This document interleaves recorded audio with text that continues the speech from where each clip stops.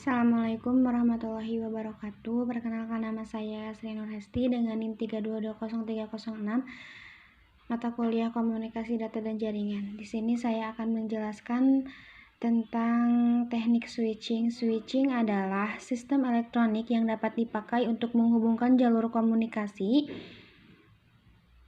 Yang pertama ada sirkuit switching. Sirkuit switching adalah jaringan yang mengalokasikan sebuah sirkuit atau kanal yang didirected di antara nodes dan terminal untuk digunakan pengguna untuk berkomunikasi.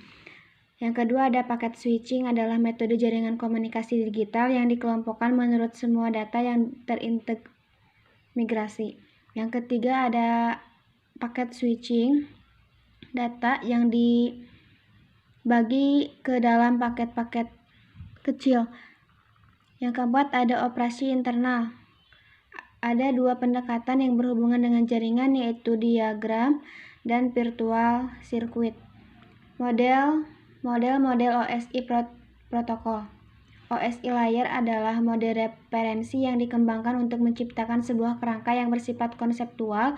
OSI layer juga memiliki 7 model layer yang terdiri atas application, presentation, session, transport, network, dan link, dan physical layer. Standar protokol, predictor software, virtual network computing, report desktop protokol. Yang kedua ada deskripsi model OSI, model referensi jaringan terbuka. OSI atau OSI Reference Model for Open Networking adalah sebuah model arsitektural jaringan yang dikembangkan oleh Badan International Organization for Standardization ISO di Eropa pada tahun 1977. OSI merupakan singkatan dari Open System Interconnection. Yang pertama ada contextual instruction. Contextual teaching and learning merupakan konsep belajar yang membantu guru meningkatkan antara materi yang diajarkan dengan situasi dunia nyata. Yang kedua ada self-directed learning, adalah pendidikan tanpa bimbingan master atau institusi. Secara umum, autodidak adalah individu yang memilih subjek yang akan mereka pelajari, materi belajar mereka, dan ritme dan waktu belajar. Yang ketiga ada laptop dan infocus, adalah media pembelajaran yang digunakan pada zaman sekarang untuk pencapaian hasil belajar yang diinginkan. Yang kedua ada fungsi layer pada OSI. Physical layer, layer pertama yang berhubungan dengan fisik, berhubungan erat dengan fisik sebuah sinyal, dan physical merupakan layer yang paling erat dengan hardware. Data link layer, layer yang berfungsi untuk memperbaiki kesalahan di setiap layer yang Anda buat. Yang ketiga ada network layer, layer yang berfungsi membantu mendefinisikan suatu alamat IP sehingga setiap komputer dapat saling berhubungan satu sama lain dengan satu jaringan. Transport layer, layer yang berfungsi sebagai pengantar suatu data yang dikirimkan dari satu komputer ke komputer lain. Transport layer juga berfungsi memudahkan setiap data yang saling berjalan dari server menuju klien tanpa ada gangguan apapun.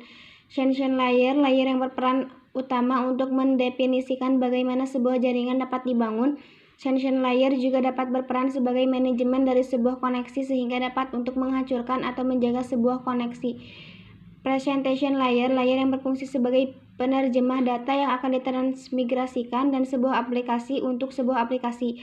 Application layer merupakan perantara pada saat data mulai transfer dari suatu komputer ke komputer lain dan merupakan lapisan akhir yang dilewati pada saat penerimaan data dan komputer klien. Perangkat lunak komunikasi data merupakan sebuah perangkat lunak software yang digunakan oleh brainware komputer agar dapat saling memberi kabar dan berkomunikasi di berbagai belahan dunia. Jenis-jenis perangkat lunak. Skipe adalah sebuah software komunikasi dengan teknologi P2P yang ditemukan oleh wirausahawan Niklas Gentisham dan Janus Priles yang juga menemukan Kaja dan Josh P2P untuk televisi. Yang kedua ada Yahoo Messenger. Yang ketiga ada WhatsApp. Yang ketiga ada Google Talk. Jaringan komunikasi data, tipe-tipe jaringan.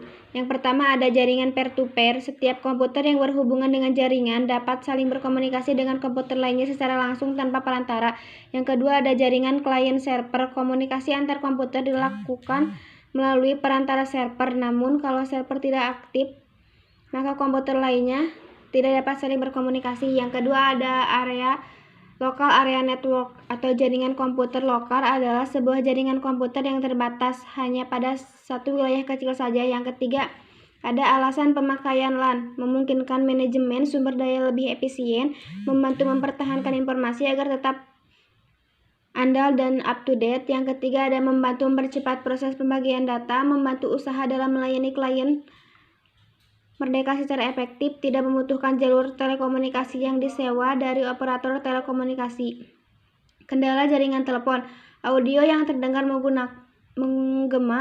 Yang dimaksud audio terdengar menggema adalah ketika Anda mendengar suara Anda sendiri diulang setelah Anda berbicara. 5 hal penting pada LAN. Kabel UTP paling umum digunakan pada LAN dan merupakan salah satu perangkat keras komputer yang digunakan sebagai penghubung atau transmisi data pada sebuah jaringan. Fungsi kabel UTP dalam hal ini adalah untuk membatasi kecepatan akses internet komputer. Yang keenam, faktor pertimbangan komunikasi data. Yang A yaitu pengsinyalan, yang B transmisi. Media transmisi harus efisien dan dapat melayani berbagai jenis alat. Karakteristik transmisi yang pertama adalah lebar frekuensi yang dapat ditampung. Yang kedua ada redaman. Yang ketiga ada daya yang dapat ditampung. Yang keempat ada waktu yang dapat dibutuhkan. Yang D cara menyalurkan hubungan atau routing. Menentukan kebijakan bagaimana suatu hubungan akan dilaksanakan.